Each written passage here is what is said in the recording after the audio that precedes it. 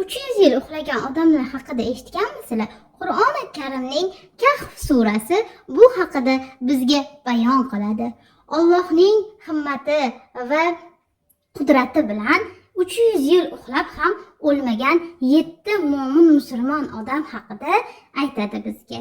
Rim hukumati har xil but va tosh sanamlarga sig'ingan bir paytda orasidan 7 nafar mo'min inson chiqib, Alloh yagonaligini qayta ta'kidlashdi.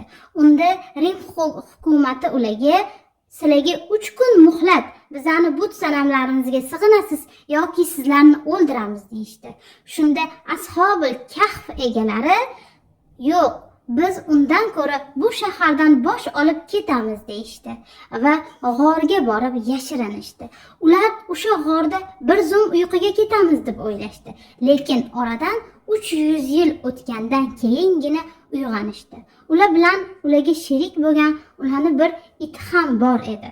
Ulardan biri uyg'ongandan keyin shaharga tushib yegulik olib chiqmoqchi bo'ldi va shaharga tushganda umuman boshqa vaziyatga duch keldi. 300 yil oldingi holat yo'q edi endi shaharda. Hamma mo'min insonlarga aylangan, hech kim but sanamlarga sig'inmas, hamma yagona Allohga ibodat qilardi.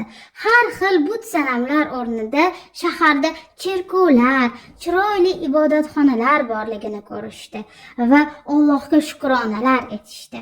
Ashobul Kahf sohiblari shaharga tushib Allohga shukronalar aytishdi va oxirat zaminiga yo'l olishdi. Iltimos, hammasiga like va kommentariyani ayamanglar.